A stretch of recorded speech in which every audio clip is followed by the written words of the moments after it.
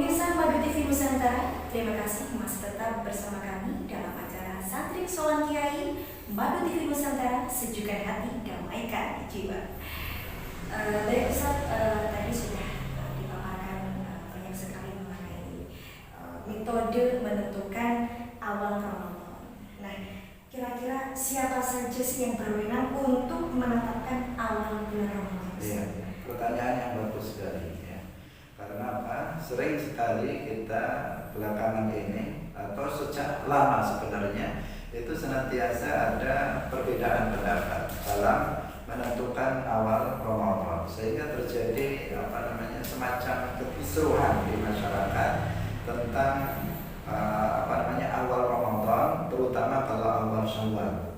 Kalau awal Ramadan nggak begitu ketara. Kenapa? Karena nggak berkaitan dengan makan minum hari raya. Tetapi ketika awal Syawal itu berbeda, ini terjadi gonjang-ganjing di masyarakat tentang mana yang benar, yang seharusnya diikuti. Karena apa? Ada banyak sekali fenomena di masyarakat yang kemudian masing-masing itu menentukan awal Ramadan. Misalnya selain pemerintah menentukan awal Ramadan, yang di dalam hal ini adalah Kementerian Agama, kemudian ada juga yayasan tertentu menentukan awal Ramadan besok, organisasi tertentu menentukan awal Ramadan besok lusa misalnya, kemudian pondok pesantren tertentu menentukan hari yang lain, belum lagi yang kejawen menentukan yang berbeda, sehingga terjadi terjadi semacam ketidakjelasan bagi umat Islam. Sebenarnya panduannya seperti apa dalam menentukan awal Ramadan itu, siapa sih yang berwenang?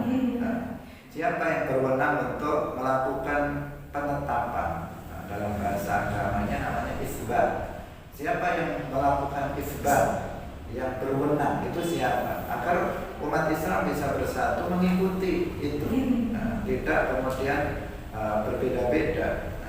Karena meskipun terkadang perbedaan itu indah, tetapi terkadang perbedaan itu juga membuat masalah, terutama dalam kehidupan sosial, berdampak seperti itu.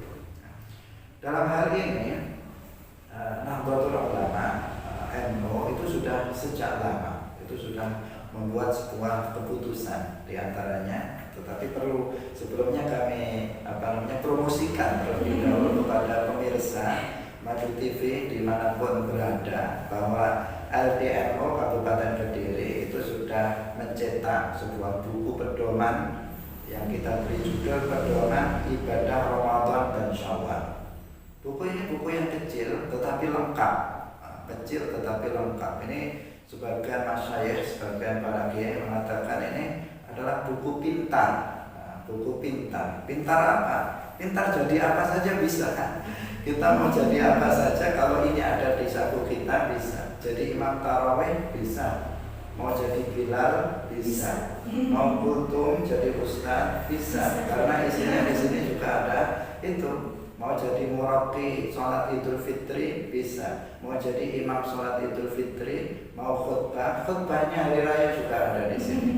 Jadi buku kecil tetapi sangat bermanfaat. Pemirsa bisa mendapatkan buku ini melalui LDNU Kabupaten Kediri. Alhamdulillah juga sudah kita cetak. Ini sudah tahun yang ketiga kita cetak buku ini.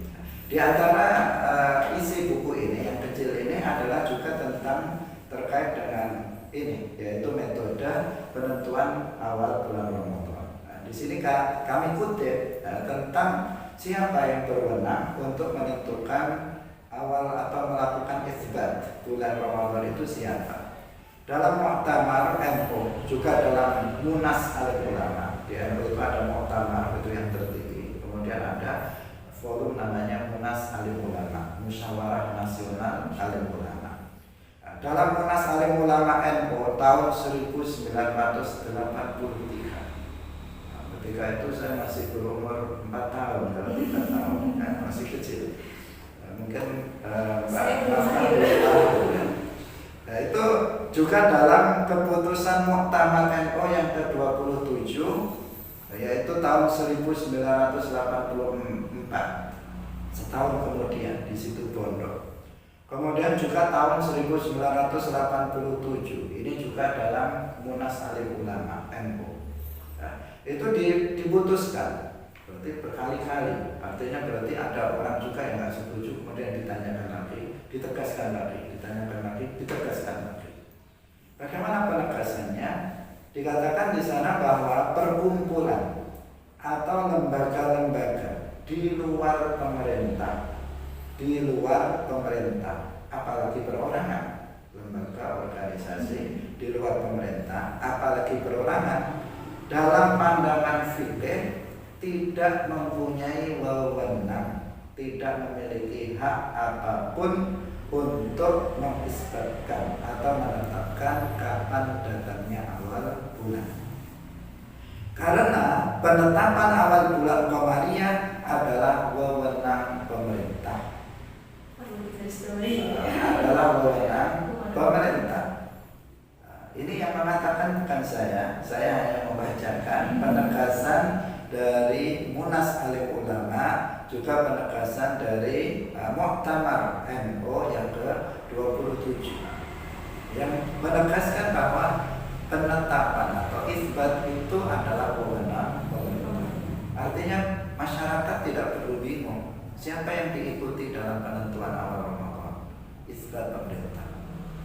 Dengarkan informasi kabar dari pengumuman pemerintah, maka itulah yang layak untuk diikuti. Karena kita warga NU, tentu kita akan tunduk terhadap keputusan yang sudah menjadi keputusan dari Muktamar Nahdlatul Ulama. Dan ini belum dirubah sampai hari ini. Keputusan Munas Alim Ulama dan Muktamar NU ini belum dirubah dalam forum yang sama. Kenapa mereka, para ulama, para kiai itu menetapkan sebuah keputusan yang seperti ini? Tentu ada dalil. Tentu ada dalil yang menjadi penguat atau menjadi dasar bagi mereka untuk menentukan hal itu. Di antaranya adalah firman Allah Subhanahu wa taala dalam surat An-Nisa ayat 59. Allah Subhanahu wa taala berfirman, "Ya ayyuhalladzina amanu athi'ullaha wa athi'ur rasul wa ulil amri minkum." Wahai orang-orang yang beriman, taatlah kalian kepada Allah, taatlah kalian kepada Rasulullah, dan taatlah kalian kepada ulil amri. Nah, sebagian ulama memaknai ulil amri ini sebagai apa? Sebagai penguasa, sebagai penguasa yang dalam hal ini salah satu kekuasaan yang dimiliki oleh pemerintah adalah melakukan isbat awal bulan. Maka kita diperintahkan untuk taat. Salah seorang ulama namanya Sahal Ad-Dustari, Sahal bin Abdullah Ad-Dustari, dalam kitab Tafsir Al-Qurtubi, ini dinukil oleh Al-Qurtubi dalam tafsirnya, beliau mengatakan ati'us sultan fi sab'atin. Taatilah penguasa itu dalam 7 hal. Yang pertama adalah darbid darahim wad dananir, yaitu dalam mencetak uang, dinar atau dirham. Ikuti, jangan pakai uang sendiri, buat uang sendiri. Karena belakangan ini ada juga orang yang buat uang sendiri. Nanti kaya sendiri. Jadi kita harus mengikuti pemerintah. Apa yang telah digariskan pemerintah, penguasa, kita ikuti dalam soal masalah mata uang. Kemudian adalah wal makabil wal auzan, yaitu dalam hal takaran dan timbangan. Apa yang dipakai, itu yang ditetapkan, itu yang kita juga diikuti. Kemudian wal ahkami wal hajj wal jumu'ati wal idain wal jihad. Kemudian dalam hukum, dalam haji, dalam sholat Jumat, dan juga yang ini yang kita jadikan landasan wal idain, dan dalam hari raya. Nah, itu kita juga mengikuti apa yang telah ditetapkan oleh pemerintah. Kemudian yang berikutnya, yang terakhir, yang ketujuh adalah dalam hal jihad. Nah, jihad ini pemerintah yang kemudian memerintahkan atau mengajak, bukan perorangan, ayo jihad ya misalnya. Apalagi dengan bom membunuh diri misalnya dikatakan jihad, itu tentu tidak pas. Jihad itu pemerintah yang kemudian ketika memandang perlu adanya jihad untuk melawan kezaliman, melawan kekufuran misalnya. Ketika pemerintah mengajak, maka kita bisa melakukannya. Bukan perorangan atau bukan kelompok-kelompok tertentu yang kemudian menyerukan jihad ini. Nah, itu wewenang. Jadi sekali lagi wewenang untuk isbat menentukan awal bulan secara umum itu ada pada pemerintah, bukan ada pada yang lain. Nah, maka kita serukan, mumpung kita bisa menyeru, maka kita serukan kepada siapa saja untuk taat terhadap ketentuan agama ini. Ini bukan ketentuan pemerintah, ini ketentuan agama. Agama memang menyerukan seperti itu. Maka kita